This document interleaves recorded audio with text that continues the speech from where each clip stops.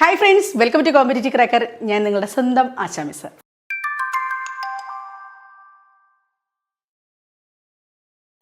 ഇന്ന് ഞാൻ വന്നിരിക്കുന്നത് നമ്മൾ എന്ത് പഠിക്കാനാണ്.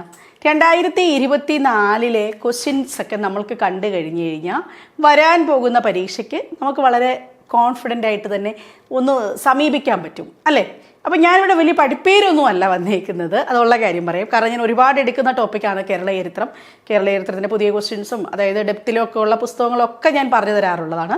ഇന്ന് ഞാനൊരു വലിയ ക്ലാസ്സുമായിട്ടല്ല വന്നേക്കുന്നത്, നിങ്ങൾ എന്ത് പഠിക്കണം എന്നുള്ളത് നിങ്ങൾക്ക് മനസ്സിലാക്കി തരാനായിട്ടാണ് ഞാൻ വന്നിരിക്കുന്നത്. 2024 പാറ്റേൺസ് മനസ്സിലാക്കുന്നു. എനിക്ക് തോന്നുന്നു ഇത് ഒരുപാട് പേര് ആവശ്യപ്പെട്ട ഒരു വീഡിയോ ആണ്. നമ്മൾ ഒരുപാട് ക്വസ്റ്റ്യൻസ് കൺസോൾഡേറ്റ് ചെയ്തിട്ട് നിങ്ങളിലേക്ക് എത്തിക്കുകയാണ്. അതിൻ്റെ ഒരു പാർട്ട് 1 ക്വസ്റ്റ്യൻസ് 2024 ആദ്യത്തെ ക്വസ്റ്റ്യൻസ് നമുക്ക് കണ്ടു നോക്കാം. നോക്കിക്കോളൂ.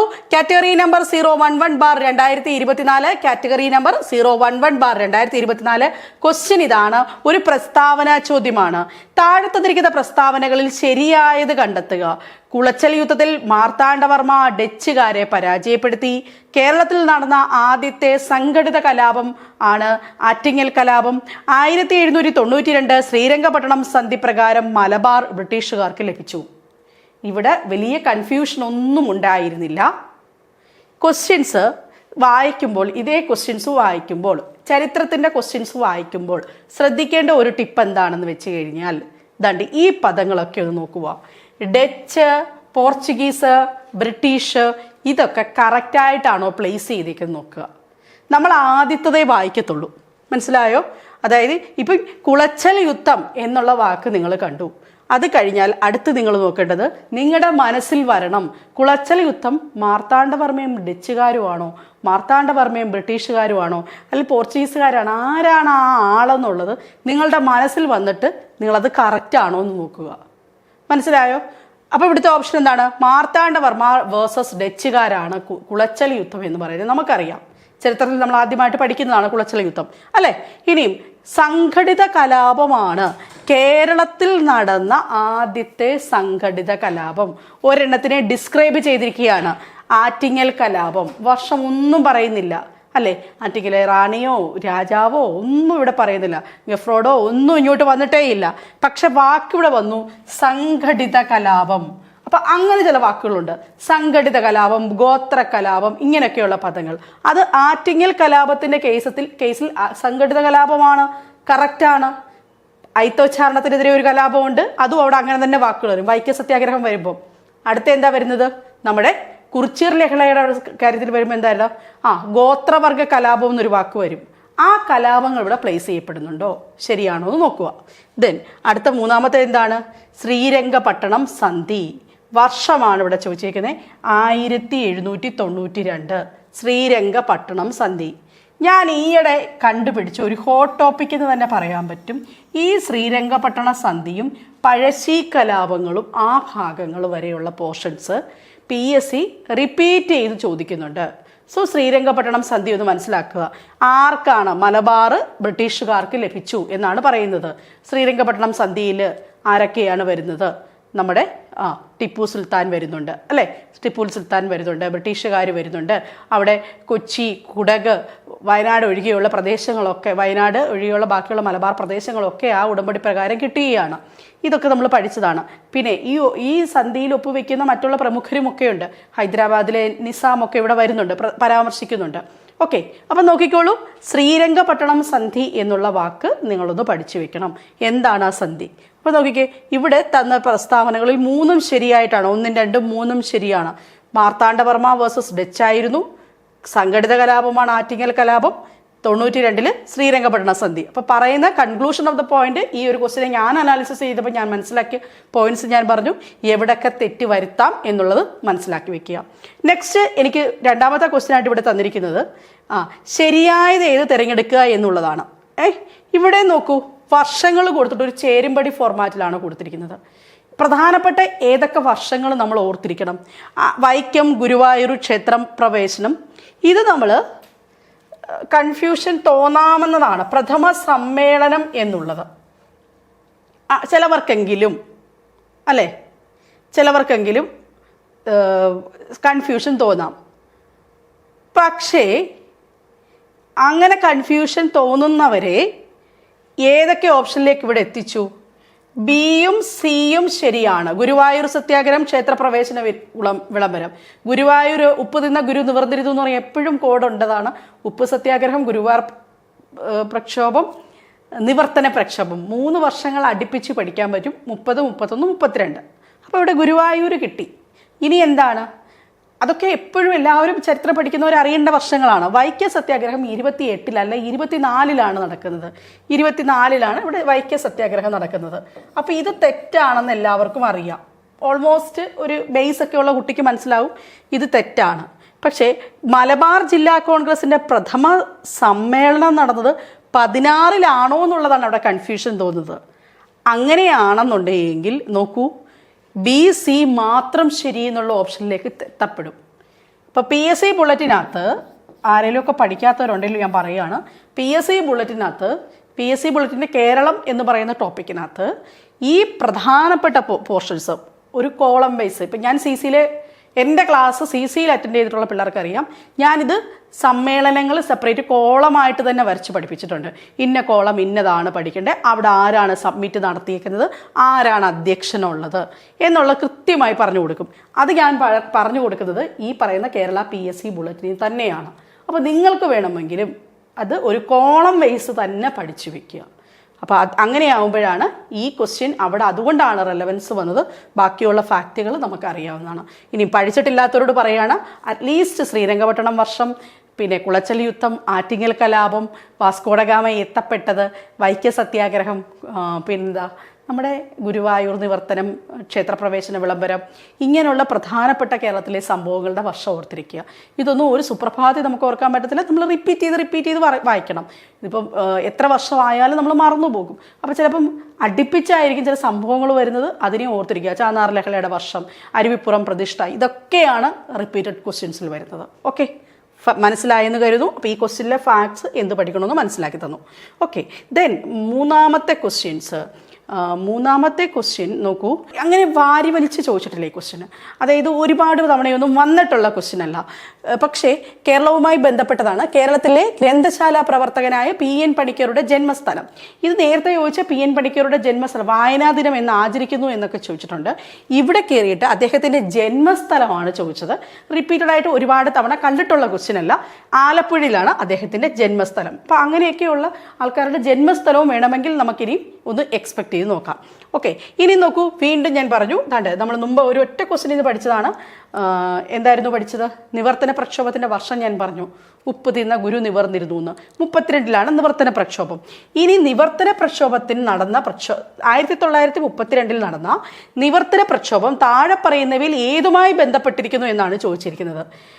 സഞ്ചാര സ്വാതന്ത്ര്യം, പത്രസ്വാതന്ത്ര്യം, ബ്രിട്ടീഷുകാർക്കെതിരെ ഉദ്യോഗ സംവരണം, ഇങ്ങനെയാണ് ചോദിച്ചേക്കുന്നത്. നിവർത്തന പ്രക്ഷോഭം എന്ന് പറയുന്നത് കൃത്യമായി പഠിച്ച ഏതൊരു ഉദ്യോഗാർത്ഥിക്കും അറിയാം. അതിൻ്റെ ഭാഗമായിട്ട് എന്തൊക്കെയാണ് കേരളത്തിൽ വരുന്ന അമെൻമെൻറ്റ്സ് എന്തൊക്കെ വരുന്നുണ്ട് അല്ലേ? PSC രൂപീകരണമൊക്കെ എവിടെയാണ് വരുന്നത്, അങ്ങനെയുള്ള കാര്യങ്ങൾ നമുക്ക് കൃത്യമായി അറിയാവുന്നവർക്കറിയാം. ഉദ്യോഗ സംവരണം തന്നെയാണ് നിവർത്തന പ്രക്ഷോഭം. അപ്പം ഈ ഒരു ക്വസ്റ്റ്യൻ മനസ്സിലാക്കേണ്ടത്, ഒരു പ്രക്ഷോഭം എന്തിനു വേണ്ടി, അതായത് അതിൻ്റെ ലക്ഷ്യങ്ങൾ എന്താ എന്ന് കൃത്യമായി പഠിക്കണം. ഇപ്പം നമ്മളെപ്പോഴും പഠിച്ചതാണ് വൈക്കം സത്യാഗ്രഹം എന്തിനു വേണ്ടിയിട്ടാണ്? അയിത്തച്ചാരണത്തിനെതിരെയാണ് അല്ലേ? പൊതു ഇടങ്ങളിലെ, ഇങ്ങനെ തന്നെയാണ് SCERTയിൽ കൊടുത്തിരിക്കുന്നത്, പൊതു ഇടങ്ങളിലെ അയിത്തോച്ചാരണത്തിനെതിരെ കേരളത്തിൽ നടന്ന സത്യാഗ്രഹം ഏത് എന്നാണ് ചോദിച്ചേക്കുന്നത് അല്ലേ? ഇനിയും ഗാന്ധിജി വൈക്കത്തേക്കിയ സംഭവം, എനിക്ക് തോന്നുന്നു ഒരുപാട് പേര് കേട്ടിട്ടുണ്ടാവില്ല. ഗാന്ധിജി വൈക്കത്തെത്തിയ സംഭവം വിവരിക്കുന്ന വൈക്കം മുഹമ്മദ് ബഷീറിൻ്റെ കൃതിയുടെ പേരെന്ത്? ഗാന്ധിജി വൈക്കം മുഹമ്മദ് ബഷീറിൻ്റെ ഒരു കൃതിയുണ്ട്. വൈക്കം മുഹമ്മദ് ബഷീറിൻ്റെ കൃതിയുടെ പേരെന്ത് എന്ന് ചോദിച്ചു കഴിഞ്ഞാൽ ഓർമ്മക്കുറിപ്പ് എന്നാണ്. ഓർമ്മക്കുറിപ്പ്. ഓക്കെ, ഓർമ്മക്കുറിപ്പിൽ അമ്മ എന്ന കഥയിലാണ് അദ്ദേഹത്തിൻ്റെ ഈ പറയുന്ന ഗാന്ധിജി കേരളത്തിലെത്തിയ സംഭവം പറയുന്നത്. അപ്പം നമ്മളിവിടെ പറഞ്ഞു എന്തുമായി ബന്ധപ്പെട്ടിരിക്കുന്നു അല്ലെങ്കിൽ ലക്ഷ്യങ്ങൾ പരീക്ഷയ്ക്ക് ആവർത്തിച്ച് ചോദിക്കാറുണ്ട്. അടുത്തത് എപ്പോഴും റിപ്പീറ്റ് ചെയ്ത ഒരു ക്വസ്റ്റ്യനാണ്. 1.25 കോടി മലയാളികൾ എന്ന ഗ്രന്ഥം രചിച്ചത് ആരെ എന്നുള്ളതാണ്. EMS ആണ് 1.25 കോടി മലയാളികൾ എന്നുള്ള പുസ്തകം രചിച്ചത്. ഇനി വൈക്കം സത്യാഗ്രഹത്തിന് ഇത് ചോദിച്ചേക്കുന്നത് 013/24 അടുത്തത് വൈക്കം സത്യാഗ്രഹത്തിന് നേതൃത്വം നൽകിയത്. PSCയുടെ ഒരു ക്വസ്റ്റ്യൻ പേപ്പർ ഒരു 2-3 എണ്ണം നോക്കുമ്പോഴും ഒന്നാമത് വൈക്കം സത്യാഗ്രഹത്തിന്റെ 100ാമത്തെ വാർഷികത്തിന്റെ റെലവൻസ് ആണുള്ളത്. അപ്പോൾ വൈക്കം സത്യാഗ്രഹം ഒരു ഹോട്ട് ടോപ്പിക്കായിട്ട് തന്നെ എല്ലാ ക്വസ്റ്റ്യൻ പേപ്പറിലും ഉണ്ട്. സോ ഡെഫിനറ്റ്ലി നിങ്ങൾ നോക്കിയിട്ട് കയറേണ്ടതാണ്. വൈക്കം സത്യാഗ്രഹം ഇമ്പോർട്ടൻ്റ് ആയിട്ടുള്ള ക്വസ്റ്റ്യൻസ് നോക്കുക, മാക്സിമം ഫാക്ട്സുകൾ കണക്ട് ചെയ്യുക, 100ാം വാർഷികാചരണം, അതുമായി ബന്ധപ്പെട്ട് നടന്ന പ്രോഗ്രാംസ്, ആരൊക്കെയാണ് പരാമർശിക്കാത്ത പേരുകളൊക്കെ അവിടെ പരാമർശിക്കുന്നുണ്ട്. അത് കറണ്ട് അഫയേഴ്സിൻ്റെ ഭാഗമായിട്ട് തന്നെ പഠിക്കുക. സ്റ്റാലിൻ വന്നതും അവിടെ തമിഴ്നാട് സർക്കാർ എന്തൊക്കെയാണ് പദ്ധതികൾ കൊണ്ടുവരുന്നതും ഒക്കെയുള്ള കാര്യങ്ങൾ കറണ്ട് അഫയേഴ്സിൻ്റെ ഭാഗത്തു തന്നെ പഠിക്കുക. വൈക്കം സത്യാഗ്രഹത്തിന് നേതൃത്വം നൽകിയത് TK മാധവനാണ്. റിപ്പീറ്റഡ് ക്വസ്റ്റ്യൻ ആണ്, അറിയാവുന്ന കാര്യം. ദെൻ കേരളത്തെ ഭ്രാന്താലയം എന്ന് വിളിച്ച സാമൂഹ്യ പരിഷ്കർത്താവ് ആര്? സ്വാമി വിവേകാനന്ദൻ. ഇതാണ് മറ്റൊരു ക്വസ്റ്റ്യൻ ചോദിച്ചിരിക്കുന്നത്. ഇതൊക്കെ സിമ്പിൾ ആയിട്ടുള്ള ക്വസ്റ്റ്യൻ ആണ്. അടുത്ത് നോക്കിക്കോളൂ. തിരുവിതാംകൂറിലെ രാജവാഴ്ചകളുടെയും അഴിമതികളെയും അനീതികളെയും വെളിച്ചത്ത് കൊണ്ടുവന്ന സ്വദേശാഭിമാനി പത്രത്തിന്റെ സ്ഥാപകൻ ആരാണ്? സ്വദേശാഭിമാനി എന്ന് പറയുമ്പം രാമകൃഷ്ണപിള്ളയെ ഓർമ്മ വരും. പക്ഷേ പത്രം സ്ഥാപിച്ചത് വക്കം അബ്ദുൽ ഖാദർ മൗലവിയാണ്. കേരളത്തിൻ്റെമായി ബന്ധപ്പെട്ട പത്രങ്ങൾ പ്രത്യേകിച്ച് ഓർക്കുക. വക്കം അബ്ദുൽ ഖാദർ മൗലവി എന്ന് പറയുന്ന നവോത്ഥാന നായകനെ പഠിക്കുമ്പോൾ അദ്ദേഹം സ്ഥാപിച്ച സംഘടനകളും അതിൽ തന്നെ ഇസ്ലാം ധർമ്മപരിപാലന സംഘം, പിന്നെ മുസ്ലിം തുടങ്ങി ഇങ്ങനെ കുറേ പേരുകൾ അവിടെ പഠിക്കാനുണ്ട്.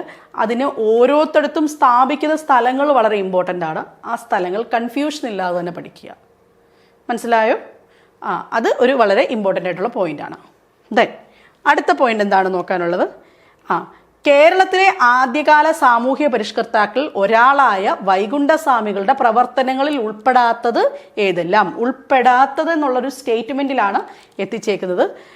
ബ്രിട്ടീഷ് ഭരണത്തെ വെണ്ണീചിത ഭരണം എന്ന് വിളിച്ചു, സമപന്തി ഭോജനം സംഘടിപ്പിച്ചു, മനുഷ്യത്വമാണ് മനുഷ്യന്റെ ജാതി എന്ന് പ്രഖ്യാപിച്ചു, സമത്വ സമാജം എന്ന സംഘടന സ്ഥാപിച്ചു. ഇതിൽ മനുഷ്യത്വമാണ് മനുഷ്യന്റെ ജാതി എന്ന് അദ്ദേഹം പ്രഖ്യാപിച്ചിട്ടില്ല. സമബദ്ധി ഭോജനം, സമത്വ സമാജം, വെണ്ണീജ ഭരണം, ഇതൊക്കെ അദ്ദേഹത്തിൻ്റെ വാക്കുകളാണ്. അദ്ദേഹം നിഴൽ താങ്കൾ അല്ലെങ്കിൽ അദ്ദേഹത്തിൻ്റെ പുസ്തകങ്ങൾ അല്ലേ, അതൊക്കെ ഒരുപാട് റിപ്പീറ്റഡ് ആയിട്ടുള്ള ക്വസ്റ്റ്യൻസ് ആണ്. പിന്നെ ഇവിടെ ചോദിച്ചേക്കുന്ന ഈ ഒരു ക്വസ്റ്റ്യൻ വെണ്ണീജ ഭരണം ബേസ് ചെയ്ത് 3ഓളം ക്വസ്റ്റ്യൻസ് ആണ് കൊടുത്തേക്കുന്നത്. 3ഓളം ഒരു ക്വസ്റ്റ്യൻ ഒരു ഡിലീഷനും പോയിട്ടുണ്ടായിരുന്ന ഒരു ക്വസ്റ്റ്യൻ ഉണ്ടായിരുന്നു, ഒരു കൺഫ്യൂഷൻ ക്വസ്റ്റ്യൻ. ഈ വെണ്ണീജ ഭരണം എന്നുള്ളത് വളരെ റിപ്പീറ്റഡ് ആയിട്ട് തന്നെ ചോദിച്ചിട്ടുണ്ട്. പിന്നെ അടുത്ത പോയിന്റ് സമപന്തി ഭോജനം. ആ പന്തി ഭോജനങ്ങളുമായിട്ട് ബന്ധപ്പെട്ട കാര്യങ്ങൾ റിപ്പീറ്റഡ് ആയിട്ട് ചോദിക്കുന്ന സദ്യകളുമായിട്ട് ബന്ധപ്പെട്ട് പട്ടിസദ്യ നടത്തിയത് ആര്, മിശ്ര ഭോജനം നടത്തിയത് ആര്, അത് ചേരുംപടിയായിട്ടും ചോദിച്ചിട്ടുണ്ടായിരുന്നു. അപ്പോൾ അത് നിങ്ങളൊരു കോളം വൈസ് തന്നെ പഠിച്ചു വെക്കുക. ഇതൊക്കെ ആരുടെയൊക്കെ കോൺട്രിബ്യൂഷനാണ് എന്നുള്ളത്. ഓക്കെ, ദെൻ ഇവിടെ ആൻസർ പറയുന്നത് 3 മാത്രമാണ്. അടുത്ത 013/24 ചോദിച്ച ക്വസ്റ്റ്യൻ ഹോട്ട് ടോപ്പിക്കിൽ നിന്ന് തന്നെ കൺസിഡർ ചെയ്യാവുന്ന കുറിച്യർ കലാപത്തിൽ നിന്നാണ്. കുറിച്യർ കലാപവും റിപ്പീറ്റഡ് പോർഷനാണ്. ഇന്ത്യൻ സ്വാതന്ത്ര്യ സമര ചരിത്രത്തിലെ ഗോത്ര കലാപങ്ങളിലെ കുറിച്യർ കലാപത്തിന് നേതൃത്വം നൽകിയ വ്യക്തിയാര്? ഇത് കേരളമായിട്ടുള്ള ഒരു ക്വസ്റ്റ്യൻ ആയിട്ടല്ല കൊടുത്തേക്കുന്നത്. കണ്ടോ, ഇവിടെ ഇന്ത്യൻ സ്വാതന്ത്ര്യ സമര ചരിത്രത്തിലെ ഗോത്ര കലാപങ്ങളിലെന്നാണ് പറഞ്ഞിരിക്കുന്നത്. അതായത് നമ്മുടെ SCERTയിൽ കൃത്യമായി തന്നെ പറയുന്നുണ്ട്. എന്ത് പറയുന്നുണ്ട്? പ്രധാനപ്പെട്ട ഗോത്ര കലാപങ്ങൾ പറയുന്നുണ്ട് അല്ലേ. പ്രധാനപ്പെട്ട ഗോത്ര കലാപങ്ങൾ SCERTയിൽ പറഞ്ഞേക്കുന്നതെന്ന് പറഞ്ഞുതരാം. ഭീലുക്കള് മറാത്തയിൽ നിന്നുള്ളവരാണ്. കോലികള് അവരെവിടെയാണ്? അഹമ്മദ് നഗർ. അടുത്തത് കോളുകള് ഛോട്ടാ നാഗ്പൂർ ഉണ്ട്. സന്താൾ രാജ്മഹൽ കുന്നുകൾ, കുർച്യർ വയനാട്. ഇങ്ങനെ ഈ പേരുകളാണ് ഏതൊക്കെ? ഭീലുക്കള്, കോലികള്, കോളുകൾ, പിന്നെ സന്താള്, കുർച്യർ. ഇത്രയും പേരുകളാണ് പാഠപുസ്തകത്തിൽ SCERTയിൽ വരുന്നത്. ഇവർ ഏതൊക്കെ ഭാഗത്തിൽ പെടുന്നു? പിന്നെ സന്താൾ കലാപം ഒക്കെ അതിൻ്റെ നേതൃത്വം നൽകിയ ആൾക്കാരെ ഇതൊക്കെയൊന്ന് SCERTയിൽ തന്നെ ഗോത്രവർഗ കലാപങ്ങൾ പഠിക്കുക. അടുത്ത ക്വസ്റ്റ്യൻ എന്ന് പറയുന്നത് സാധുജന പരിപാലന സംഘം രൂപീകരിച്ചതാര്? നവോത്ഥാന നായകന്മാരെ പഠിക്കുമ്പം എല്ലാവരും ചോദിക്കാറുണ്ട്, ഏത് നവോത്ഥാന നായകന്മാരെ? ഈ പറയുന്ന 10-65 പേരെ ഒരുമിച്ച് പഠിക്കാനൊക്കെ ബുദ്ധിമുട്ടാണ് എന്ന് പറയാറുണ്ട്. പക്ഷെ അവിടെ ഞാൻ പറയും, ഒരു ഇമ്പോർട്ടൻ്റ് ആയിട്ട് നിങ്ങൾ എന്തായാലും ഒന്നും പഠിച്ചിട്ടില്ലെങ്കിലും അയ്യങ്കാളി എന്ന് പറയുന്ന വ്യക്തി ഉറപ്പായും നോക്കുക. അയ്യൻകാളി എന്ന് പറയുന്ന വ്യക്തി, അദ്ദേഹത്തിൻ്റെ അച്ചീവ്മെൻറ്റ്സ്, അദ്ദേഹം നടത്തുന്ന യാത്രകൾ, വിശേഷണങ്ങൾ, ഇതൊക്കെ അയ്യങ്കാളിയെ ആരെങ്ങനെ വിശേഷിപ്പിച്ചു, എവിടെ നിന്നാണ് യാത്ര, വെങ്ങാനൂർ എന്നുള്ള സ്ഥലത്തിൻ്റെ പ്രത്യേകത, ലഹളകൾ, ഊരൂട്ടമ്പലം, 90-ാം ആണ്ട്, അങ്ങനെയുള്ള യാത്രകൾ ലഹളകളെല്ലാം നോക്കുക. ഇതൊക്കെ ഇമ്പോർട്ടൻ്റ് ആയിട്ട് ചോദിക്കാവുന്നതാണ്. അപ്പം അയ്യങ്കാളി സാധുജന പരിപാലനമുണ്ട്. സംഘങ്ങൾ പഠിക്കുമ്പം സാധുജന പരിപാലനം, SNDP, NSS, പിന്നീട് അതായത് ഓരോ സംഘടന, ഈ പറയുന്ന പ്രധാനപ്പെട്ട നവോത്ഥാന നായകന്മാരും അവരുടെ സംഘടനകളും ഇമ്പോർട്ടൻ്റ് ആണ്. സാധുജന പരിപാലനം, സാധുജന പരിപാലനി എന്നുള്ളതാണ് അതിൻ്റെ മാഗസിൻ എന്ന് പറയുന്നത്, അല്ലേ? ഇതൊക്കെ നിങ്ങൾക്ക് അറിയാവുന്ന കാര്യങ്ങളാണ്. അയ്യങ്കാളിയാണ് അതിൻ്റെ രൂപീകരിച്ച വ്യക്തി എന്ന് പറയുന്നത്. 1888 ശ്രീനാരായണ ഗുരു ശിവപ്രതിഷ്ഠ നടത്തിയ വർഷം എന്ത്, നടത്തിയ സ്ഥലം ഏത്? സോ ഇവിടെ ഏറ്റവും ഇമ്പോർട്ടൻ്റ് ആയിട്ട് ഞാൻ നോക്കണമെന്ന് ആദ്യം പറഞ്ഞ ഒരു വർഷമാണ് 1888. ഏതാ? അരുവിപ്പുറം പ്രതിഷ്ഠയുമായി ബന്ധപ്പെട്ടിരിക്കുന്നു. സിമ്പിൾ ക്വസ്റ്റ്യൻ ആണ്, അറിയാവുന്ന കാര്യമാണ്. കേരളത്തിൽ ബ്രിട്ടീഷുകാർക്കെതിരെ നടന്ന ആദ്യത്തെ സംഘടിത കലാപം കണ്ടോ? ആ സംഘടിത എന്നുള്ളത് എന്തോ PSCക്ക് ഒരു വലിയ ഇഷ്ടമുള്ളതാണ്, അതുകൊണ്ടാണ് അങ്ങനെയുള്ള ക്വസ്റ്റ്യൻസ് റിപ്പീറ്റ് ചെയ്ത് ചോദിക്കുന്നത്. ആറ്റിങ്ങൽ. ഇനിയും വൈക്കം സത്യാഗ്രഹം നടന്ന വർഷം ഏത്? ഇതൊക്കെ 24-ൽ കയറി ചോദിച്ചു എന്നുള്ളതാണ്. സ്റ്റേറ്റ്മെന്റ് വൈസ് ക്വസ്റ്റ്യൻസും ഉണ്ട്, പക്ഷെ അതിനിടയ്ക്ക് ചെറുതും വലുതുമായിട്ടുള്ള ഇങ്ങനെയുള്ള ക്വസ്റ്റ്യൻസും ഉണ്ട്. 1924 കണ്ടോ? ഇപ്പോൾ നമ്മൾ ആദ്യം ഒരു ക്വസ്റ്റ്യൻ പേപ്പറിൽ ഇത് തെറ്റിച്ച് തന്ന വർഷമാണ്, അല്ലേ? ദെൻ അടുത്തത് വൈക്കം സത്യാഗ്രഹം നടന്ന വർഷം. ഇനി നോക്കിക്കോളൂ, കുറച്ച് പേർക്കെങ്കിലും ഓപ്ഷൻ എലിമിനേറ്റ് ചെയ്യാൻ അറിഞ്ഞാൽ എളുപ്പമാകും പഠിക്കാത്തവർക്ക്. പണ്ഡിറ്റ് കറുപ്പൻ ധീവര സമുദായത്തിന്റെ അവകാശങ്ങൾ സംരക്ഷിക്കാൻ വേണ്ടി പണ്ഡിറ്റ് കറുപ്പൻ നേതൃത്വം നൽകിയ പ്രസ്ഥാനം ആര്യ സമാജം, ഹിതകാരിണി, പ്രാർത്ഥനാ സമാജം, അരയ സമാജം.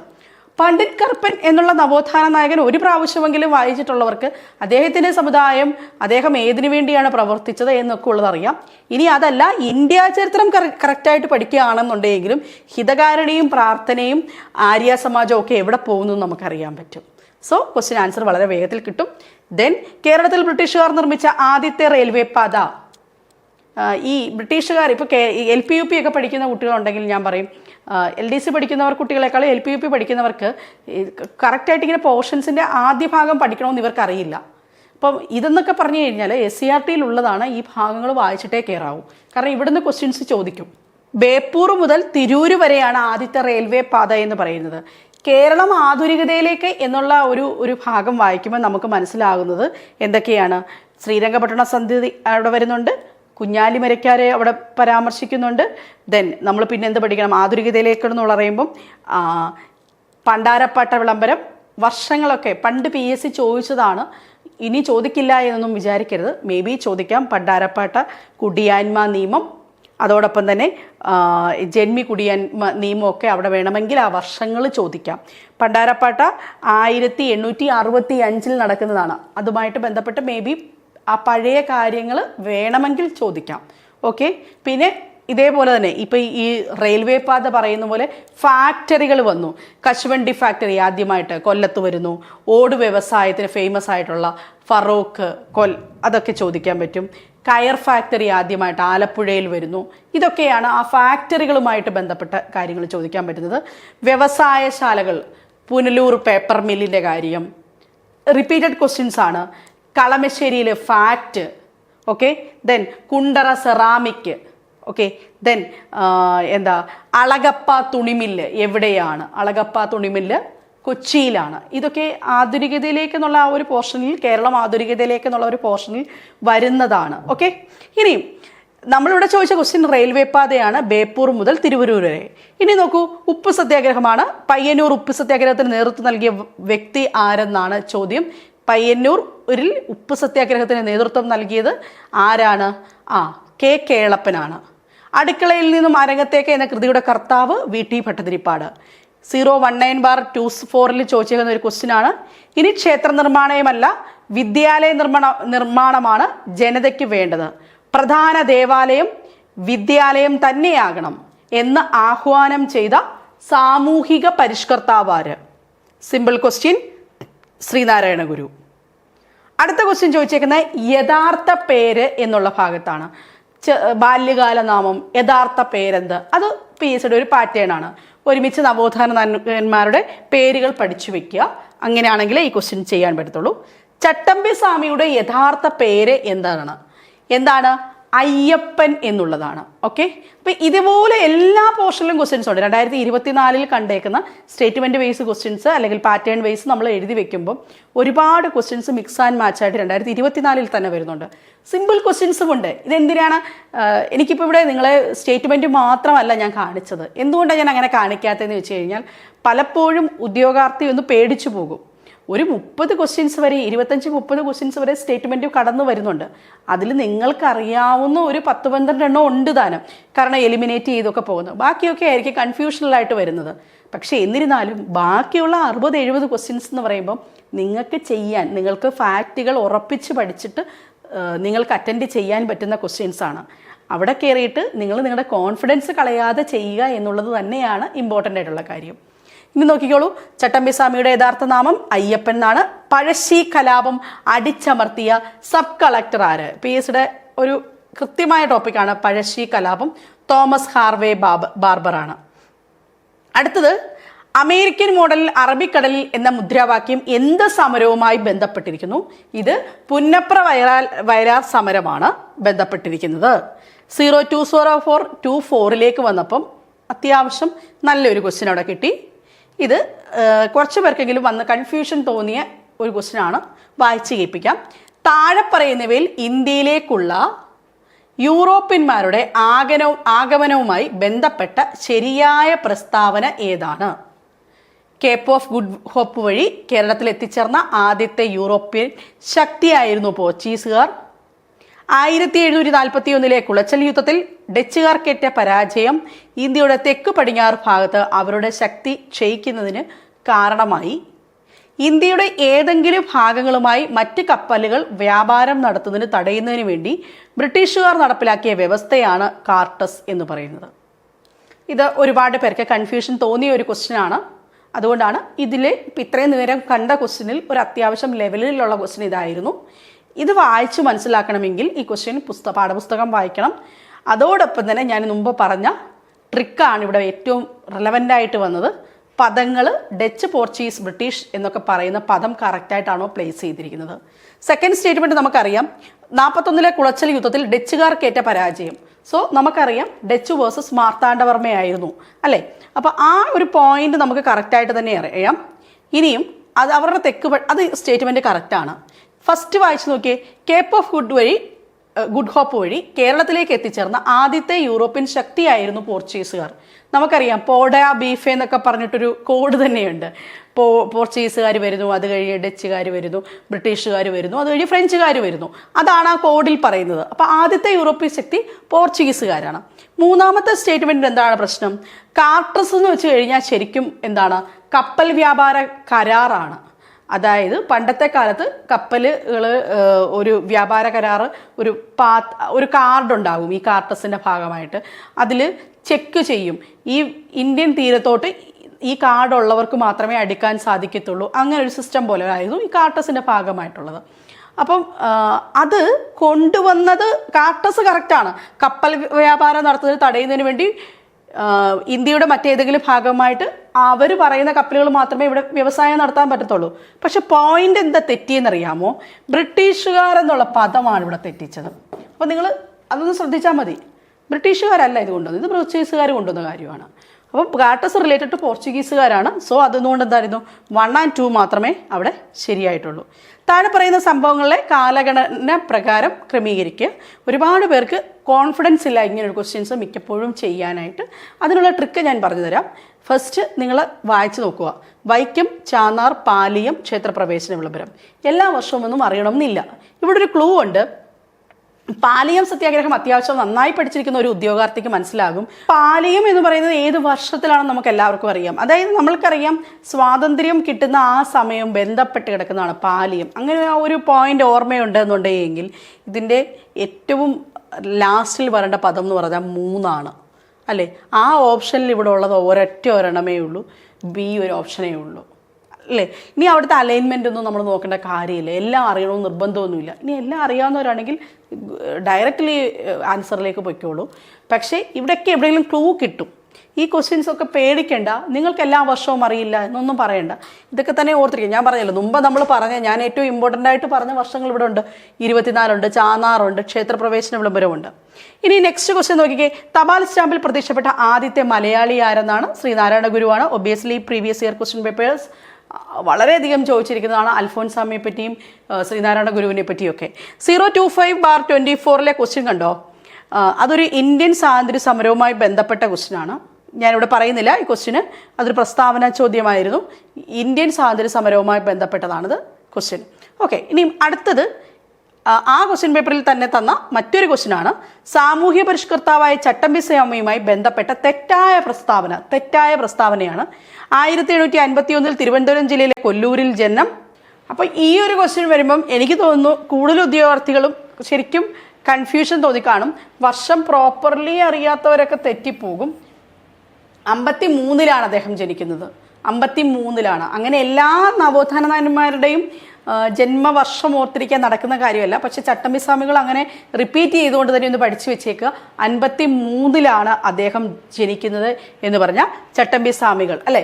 ചട്ടമ്പി സ്വാമികൾ കൊല്ലൂര് ആണ് ജനിക്കുന്നത്. തിരുവനന്തപുരം ജില്ലയിലെ കൊല്ലൂരാണ്, കണ്ണമ്മൂല എന്നൊക്കെ പറയുന്ന ജില്ലയിലാണ് അദ്ദേഹം ജനിക്കുന്നത്. ചട്ടമ്പി സ്വാമികളെ തമിഴ് വേദാന്ത ശാസ്ത്രം അഭ്യസിപ്പിച്ചത് സ്വാമിനാഥ ദേശകരാണ്. അത് കറക്റ്റാണ്. അദ്ദേഹത്തിന്റെ സ്മാരകം എന്ന് പറയുന്നത് പന്മനയിൽ തന്നെയാണ്. കേരളത്തിലെ ദേശനാമങ്ങൾ ചട്ടമ്പി സ്വാമികളുടെ കൃതിയാണ്. ചട്ടമ്പി സ്വാമികളുമായി ബന്ധപ്പെട്ട പ്രീവിയസ് ഇയറിൽ ഒരുപാട് പുസ്തകങ്ങൾ അദ്ദേഹത്തിന്റെ വേദാധികാര നിരൂപണം, പ്രാചീന മലയാളം, സർവമത സാമരസ്യം, ഇതൊക്കെ ക്രിസ്തുമത ഛേദനമൊക്കെ റിപ്പീറ്റഡ് ക്വസ്റ്റ്യൻസ് തന്നെയാണ് അദ്ദേഹത്തിന്റെ പുസ്തകങ്ങൾ കേട്ടോ. ഓക്കെ, അപ്പം ചട്ടമ്പി സ്വാമികളുമായി തെറ്റായ പ്രസ്താവന നമ്മൾ കണ്ടുപിടിച്ചു. ദെൻ അടുത്ത എന്താണ്? തന്നിരിക്കുന്ന ജോഡികളിൽ തെറ്റായത് ഏതെന്നാണ് വീണ്ടും ചോദിച്ചിരിക്കുന്നത്. തിരുവനന്തപുരത്ത് അടിമത്ത നിരോധനം, കൊച്ചിയിൽ അടിമത്ത നിരോധനം 1845, തിരുവനന്തപുരം യൂണിവേഴ്സിറ്റി കോളേജ് 1837, എറണാകുളം മഹാരാജാസ് രൂപീകരണം 1875. എത്രമാത്രം ഉദ്യോഗാർത്ഥികൾക്ക് ഇത് കറക്റ്റായിട്ട് അറിയാം എന്നെനിക്കറിയില്ല. തിരുവനന്തപുരത്ത് 1812 അടിമത്ത നിരോധനവും കൊച്ചിയിൽ 1845 അടിമത്ത നിരോധനം. ഞാൻ മുമ്പ് നിങ്ങളോട് പറഞ്ഞിരുന്നു, നിങ്ങൾ ഈ ഭൂപരിഷ്കരണ നിയമം, അടിമത്ത നിരോധനം ഒക്കെ ആണെങ്കിലും ഒന്ന് വായിച്ചിട്ട് തന്നെ കയറണം. മേ ബി അത് കേരള ചരിത്രവുമായി ബന്ധപ്പെട്ട വളരെ ഇമ്പോർട്ടൻ്റ് ആയിട്ടുള്ള ലോസിൽ വരുന്നതാണ്. മനസ്സിലായോ? അപ്പം അതിന് വർഷങ്ങൾ, വിദ്യാഭ്യാസ നിയമം ഒക്കെ ഒന്ന് നോക്കിയിട്ട് വരിക. ഇനിയും ഇവിടെ ഓപ്ഷനകത്ത് എറണാകുളം മഹാരാജാസിന്റെ രൂപീകരണം 75 1875 എന്ത് വരുന്നത്? എറണാകുളം മഹാരാജാസ് കോളേജ് വരുന്നത്.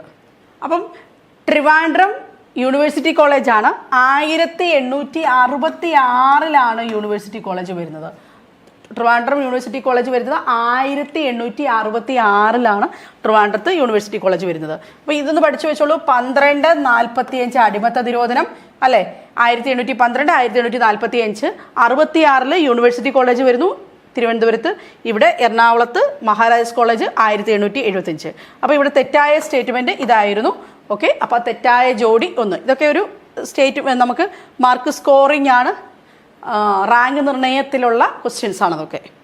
പുരാതന കാലത്ത് കേരളവുമായി യവനന്മാർക്കും റോമക്കാർക്കും ഉണ്ടായിരുന്ന വാണിജ്യ ബന്ധത്തിന്റെ ശക്തമായ തെളിവുകൾ ഉത്ഖനനത്തിലൂടെ ലഭിച്ച പ്രദേശം ഏതാണ്?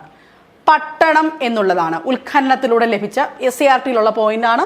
പുരാതന കാലത്ത് കേരളവുമായി യവനന്മാർക്കും റോമന്മാർക്കും ഉണ്ടായിരുന്ന വാണിജ്യ ബന്ധത്തിന്റെ തെളിവുകൾ. ഇനി SCERT ഒക്കെ പഠിക്കാത്തവർ ഇത് ഫുള്ളിരുന്ന് വായിക്കാനൊന്നും മെനക്കെടരുത്. ഇപ്പം SCERT ഒക്കെ നിങ്ങളുടെ സ്റ്റഡി നോട്ട്സ് ഇല്ല, ഇത്രയും ദിവസം ഇല്ല എങ്കിൽ സ്റ്റഡി നോട്ട്സ് പ്രിപ്പയർ ചെയ്തിട്ടുള്ള അത് മാത്രം റിപ്പീറ്റ് ചെയ്ത് വായിക്കാനേ ആകാവൂ. കാരണം എക്സാമിന്റെ സമയമായി ഫുള്ളിരുന്ന് വായിച്ചു തീർക്കുക എന്നുള്ളത് നടക്കില്ല. പിന്നെ 5 മാത്രം പുസ്തകം പഠിച്ചിട്ട് 6 പഠിക്കുക, അങ്ങനെ പഠിക്കാൻ നിൽക്കരുത്. ഒരു ടോപ്പിക് എടുക്കുക. കേരളമാണെങ്കിൽ കേരളത്തിന് ഏറ്റവും, ഞങ്ങളൊക്കെ തന്നെ ഒരുപാട് വീഡിയോസ് ചെയ്തിട്ടുണ്ട്, യൂട്യൂബിലും അവൈലബിൾ ആണ്. കേരളമാണെങ്കിൽ ആ ടോപ്പിക്കുമായി ബന്ധപ്പെട്ട് എന്തൊക്കെയാണ് പഠിക്കേണ്ട ടോപ്പിക്ക്. ഇനി ക്ലാസ്സിൽ ഇപ്പം നമ്മളുടെ ക്ലാസ് എന്ന് പറഞ്ഞാൽ മൊബൈൽ ആപ്ലിക്കേഷൻ ത്രൂ ആണ് നമ്മൾ നൽകുന്നത്. യൂട്യൂബിൽ ഇപ്പം നിങ്ങൾ ഈ കാണുന്ന പോലെ കുറച്ച് വീഡിയോസ് നമ്മൾ ഇടയിൽ നമ്മൾ ഇതിനിടും. അതിൻ്റെ ഫുൾ ക്ലാസ്സുകൾ, അത് കാരണം ഒരു ക്ലാസ് എടുക്കുമ്പോൾ അതിൻ്റെ കണ്ടിന്യൂഷന്, അതിൻ്റെ ക്വസ്റ്റ്യൻ പേപ്പർ ഡിസ്കഷന്, അതുമായി ബന്ധപ്പെട്ട രാവിലെ ഇപ്പം മോർണിംഗ് ക്ലാസ്സുകളുണ്ടാകും, ക്വസ്റ്റ്യൻ പേപ്പേഴ്സ് ഉണ്ടാകും, പരീക്ഷകളുണ്ടാകും. ഇതെല്ലാം നടത്തുന്നത് നമ്മുടെ ആപ്പിലൂടെയാണ്. അപ്പോൾ നമുക്ക് സിസ്റ്റമാറ്റിക്കലി പഠിക്കാൻ പറ്റും. ആ സിസ്റ്റമാറ്റിക്കലി പഠനം നമുക്ക് 1, 2, 3 റാങ്കൊക്കെ ഇപ്പോൾ കഴിഞ്ഞ ഒരു പരീക്ഷകളിൽ ഒരു 6ഓളം പരീക്ഷകളിൽ 1ാം റാങ്ക് നമ്മളായിരുന്നു, CC ആയിരുന്നു. അത് കിട്ടിയ എന്താണെന്ന് വെച്ച് കഴിഞ്ഞാൽ ഇങ്ങനെ നമ്മൾ മത്സര പരീക്ഷകൾക്ക് വേണ്ടത് അത്യാവശ്യമുള്ളത് പറഞ്ഞു കൊടുക്കുന്നതുകൊണ്ടാണ്. അപ്പോൾ പറഞ്ഞു വരുന്നത് നിങ്ങൾ അങ്ങനെ പഠിക്കാൻ തന്നെ ഇരിക്കരുത്. ഇനിയുള്ള സമയം വളരെ ക്രിസ്പി ആയിട്ടേ നോക്കാനിരിക്കാവൂ കേട്ടോ. ഇനി നോക്കിക്കോളൂ, 2023 150ാം ജന്മവാർഷികം ആചരിക്കപ്പെട്ട നവോത്ഥാന നായകൻ. 2 പ്രാവശ്യം ഈ ക്വസ്റ്റ്യൻ ചോദിച്ചു. 2023 കറണ്ട് അഫയേഴ്സിൽ വരുന്നതാണ്. നവോത്ഥാന നായകൻ 2023 150ാം ജന്മവാർഷികം ആചരിക്കപ്പെടുന്ന നവോത്ഥാന നായകൻ ആരാണ് എന്നുള്ള ചോദ്യം വക്കം അബ്ദുൽ ഖാദർ മൗലവിയാണ്. വക്കം അബ്ദുൽ ഖാദർ മൗലവി. ഓക്കെ, അപ്പോൾ 150ാമത്തെ അവിടെ അപ്പോൾ എന്തൊക്കെയാണ് കറണ്ട് അഫയേഴ്സിൽ വരാൻ പോകുന്ന ക്വസ്റ്റ്യൻസ് എന്ന് പറഞ്ഞു കഴിഞ്ഞാൽ, നവോത്ഥാനവുമായിട്ട് ബന്ധപ്പെട്ട് വൈക്കം സത്യാഗ്രഹം ഓർത്തിരിക്കുക. വൈക്കം സത്യാഗ്രഹം വളരെ ഇമ്പോർട്ടൻ്റ് ആണ്. വൈക്കം സത്യാഗ്രഹം നിങ്ങൾ നോക്കിയിട്ട് തന്നെ കയറണം. നവോത്ഥാനം എന്നുള്ള ടോപ്പിക്കിൽ CCയുടെ കറണ്ട് അഫയേഴ്സ് മാഗസിൻ ഉണ്ട്, അതിനകത്ത് ഇത് പോർഷൻ വൈസ് തന്നെ നമ്മൾ എടുത്തു തന്നിട്ടുണ്ട് കേട്ടോ. ഇനിയും അടുത്തത് നോക്കാം, 041/24. പോർച്ചുഗീസുകാർ കേരളത്തിന് ധാരാളം സംഭാവനകൾ നൽകി. താഴെ പറയുന്നതിൽ പോർച്ചുഗീസുകാരുടെ സംഭാവന അല്ലാത്തത് ഏതാണ്? അതാണ് ചോദിച്ചിരിക്കുന്നത്. പ്യുവർലി SCRTയിൽ നിന്ന്. അവർ കുരുമുളകിൻ്റെയും ഇഞ്ചിയുടെയും ശാസ്ത്രീയ കൃഷി പ്രോത്സാഹിപ്പിച്ചു. അവർ കൊച്ചി, അങ്കമാലി, വൈപ്പിൻകോട്ട എന്നിവിടങ്ങളിലെ ദൈവശാസ്ത്ര സെമിനാരികളും കോളേജുകളും സ്ഥാപിച്ചു. അവർ കൊച്ചിയിൽ ബോൾഗാട്ടി പണിതു. പുകയില, പൈനാപ്പിൾ, പപ്പായ തുടങ്ങിയ കാർഷിക ഉൽപ്പന്നങ്ങൾ അവർ അവതരിപ്പിച്ചു. സംഭാവന അല്ലാത്തത് എന്നാണ്. കൊച്ചിയിൽ ബോൾഗാട്ടി. ഇതിനകത്ത് മറ്റുള്ള പോയിന്റ്സ് എനിക്ക് തോന്നുന്നു പോർച്ചുഗീസുകാരുമായി ബന്ധപ്പെട്ട് നിങ്ങൾക്ക് കുരുമുളകിൻ്റെയും ഇഞ്ചിയുടെയും ശാസ്ത്രീയ കൃഷി, അതായത് കൊണ്ടുവന്നത് എന്ത് എന്നുള്ള കാര്യത്തിൽ കുരുമുളക്, ഇഞ്ചി, പുകയില, പപ്പായ, പൈനാപ്പിൾ ഒക്കെ നമ്മൾ പഠിക്കുന്നതാണ്. ഇനിയും അങ്കമാലി, കൊച്ചി, വൈപ്പിൻകോട്ട എല്ലാ സ്ഥലങ്ങളും അറിയാമോ എന്ന് എനിക്കറിയത്തില്ല, പക്ഷെ പഠിച്ചു വെച്ചോളൂ അല്ലേ. ദൈവശാസ്ത്ര സെമിനാരികളും സ്ഥാപിച്ചു. ബോൾഗാട്ടി കൊട്ടാരം പണിതത് ആരാണ്? ഇത് നിങ്ങൾ കമൻ്റായിട്ട് എഴുതണം. എല്ലാവരും കമൻറ്റ് ചെയ്യണം. ബോൾഗാട്ടി പണിതത് പോർച്ചുഗീസുകാരാണോ, അങ്ങനെ തന്നെയാണോ നിങ്ങൾ പഠിച്ചിരിക്കുന്നത്, അല്ലെങ്കിൽ ആരാണ്? ഓക്കെ, അത് വളരെ സിമ്പിളായിട്ട് തന്നെ നമ്മൾ പഠിക്കുന്ന ഒരു പോയിന്റാണ്. ഇവിടുത്തെ എന്താണ് തെറ്റായത് ഏതാണ്, അവരുടെ സംഭാവന അല്ലാത്തത് ഏതെന്നുള്ള ക്വസ്റ്റ്യൻ നമുക്ക് ആൻസർ ചെയ്യാൻ പറ്റി. ഇനി നോക്കൂ, തിരുവിതാംകൂറിലെ റാണി സേതുലക്ഷ്മി ഭായുടെ ചില ഭരണപരിഷ്കാരങ്ങൾ വിവരിക്കുന്നു. അവ കാലക്രമത്തിൽ ക്രമീകരിക്കുക എന്നാണ്. മനസ്സിലായോ? വർഷങ്ങൾ കൃത്യമായിട്ട് അറിയണം. ഇവിടെ നോക്കൂ, ക്വസ്റ്റ്യൻ അത്യാവശ്യം ലെവലുള്ള ക്വസ്റ്റ്യൻ ആണ്. മൃഗബലി, അടുത്തത് ദേവദാസി സമ്പ്രദായം, അടുത്തത് പിതൃതല അണുകുടുംബ സമ്പ്രദായം, 2 തിരുവനന്തപുരം വൈദ്യുത ദീപങ്ങളായിട്ട് പ്രകാശപൂരിതമാക്കി. ഇതാണ് അതിൻ്റെ ഓർഡർ എന്ന് പറയുന്നത്. അപ്പം ഇന്നത്തെ ക്ലാസ്സിൽ നമുക്ക് ഇവിടെ വെച്ച് വൈൻഡപ്പ് ചെയ്യാം. ഇനിയുമുണ്ട് ക്വസ്റ്റ്യൻസ്. ഓരോ പോർഷനും ഇങ്ങനെ തന്നെ നമുക്ക് പഠിക്കാനുണ്ട്. കേരള ചരിത്രം ഇവിടെ വെച്ചോടൊന്നും തീരുന്നില്ല. ഇവിടെ ചെറുതും വലുതുമായ ക്വസ്റ്റ്യൻസ് 2024 നമ്മൾ കണ്ടു കഴിഞ്ഞു. ഇനി എന്താ നമ്മൾ ചെയ്യാനുള്ളത്? നമുക്ക് ഇന്നത്തെ ക്ലാസ് നമ്മൾ വൈൻഡപ്പ് ചെയ്യുകയാണ്. അപ്പോൾ പ്രധാനമായിട്ടും ഇന്ന് പഠിച്ച പോയിന്റ്സിനെ ഒന്നും കൂടെ ഒന്ന് റിവൈൻഡ് ചെയ്യുകയാണെങ്കിൽ ഹോട്ട് ടോപ്പിക്സ് ആയിട്ടുള്ള കുറച്ച് പോർഷൻസ് ഞാൻ പറഞ്ഞു. എങ്ങനെയാണ് ഇത് പഠിക്കേണ്ടതെന്ന് പറയുന്നു.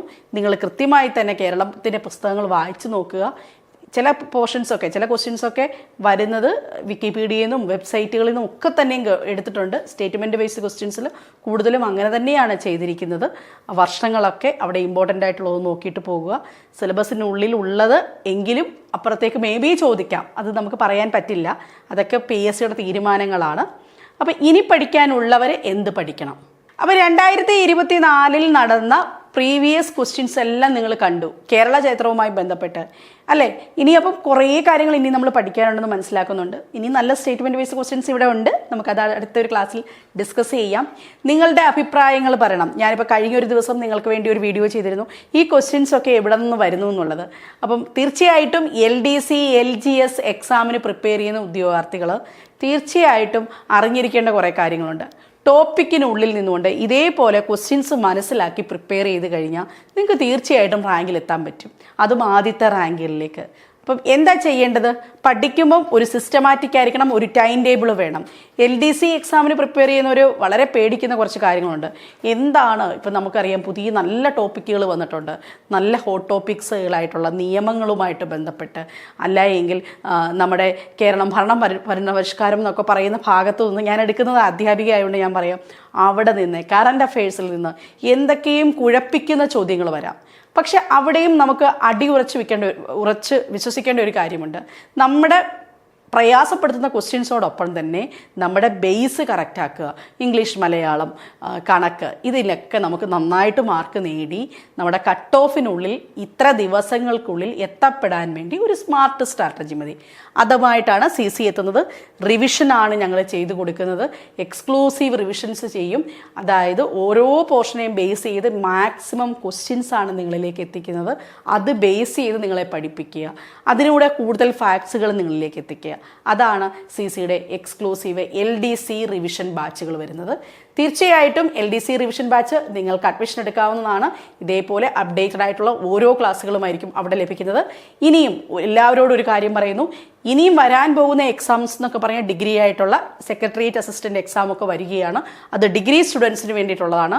ഇനിയും നിങ്ങൾ ആരെങ്കിലും OA പറ്റി അറിഞ്ഞിട്ടില്ല എങ്കിൽ, ഏത് OA ആണ്? നമ്മുടെ ഓഫീസ് അറ്റൻഡൻറ്റ് ഹൈക്കോർട്ടായിട്ടുള്ള OA എക്സാം. അവിടെ 40,050 വരെ, ഏകദേശം 1,00,000 രൂപ ഒരു ഡിഗ്രി ഇല്ലാത്ത ആൾ നമുക്ക് ഏറ്റവും നല്ലൊരു ഓപ്പർച്യൂണിറ്റിയാണ് ഇവിടെ വന്നിരിക്കുന്നത്. ഡിഗ്രി ക്ലിയർ ചെയ്യാത്തവർക്ക് എന്താണ്, ഓഫീസ് അറ്റൻഡൻറ്റ് വേക്കൻസിയാണ്, നല്ല പോസ്റ്റാണ്, ഹൈക്കോർട്ടിലേക്കാണ് വിളിച്ചിരിക്കുന്നത്. ഇപ്പോൾ അപേക്ഷിക്കേണ്ട സമയമാണ്. വീണ്ടും ഒരു അറിവ് നിങ്ങളിലേക്ക് പാസ് ചെയ്യുകയാണ്. അപ്പോൾ തീർച്ചയായിട്ടും അപ്ലൈ ചെയ്യണം. ഇനിയും LDC നിങ്ങളുടെ ഏതൊക്കെ ജില്ലകളാണ്? കുറേ ജില്ലകളിൽ കൺഫർമേഷൻ വന്നു കഴിഞ്ഞു. കൺഫർമേഷൻ കൊടുക്കേണ്ടവരൊക്കെ കൊടുക്കുക. പഠിച്ചു തുടങ്ങുക. എക്സാമിൻ്റെ പാറ്റേണിന് മനസ്സിലാക്കി തന്നെ ചെയ്യുക. പുതിയ എക്സാമിനെ സ്വാഗതം ചെയ്യുക. CC ഉണ്ടാവും നിങ്ങളോടൊപ്പം തന്നെ. തീർച്ചയായിട്ടും നിങ്ങൾക്കും ഓൺലൈനിൽ ഞങ്ങളോടൊപ്പം സബ്സ്ക്രിപ്ഷൻ എടുക്കാവുന്നതാണ്. ഡീറ്റെയിൽസ് ഞാൻ താഴെ കൊടുത്തിരിക്കാം. കറണ്ട് അഫയേഴ്സ് മാഗസിനുമായിട്ട് ഞങ്ങൾ നിങ്ങളിലേക്ക് എത്തുന്നുണ്ട്. LDC എക്സാമിന്, OAക്ക്, അതോടൊപ്പം തന്നെ LGS എക്സാമിനൊക്കെ പ്രിപ്പയർ ചെയ്യുന്നവർക്ക് ഇതേപോലെ പ്രീവിയസ് ഇയർ ക്വസ്റ്റ്യൻ പേപ്പേഴ്സ് ഒക്കെ ഉൾപ്പെടുത്തി തന്നെ കറണ്ട് അഫയേഴ്സ് മാഗസിനിൽ ഞങ്ങൾ പറഞ്ഞിട്ടുണ്ട്. അപ്പോൾ തീർച്ചയായിട്ടും പരിഗണിക്കുക. പുതിയ വീഡിയോസുമായിട്ട് കാണാം. Thank you so much.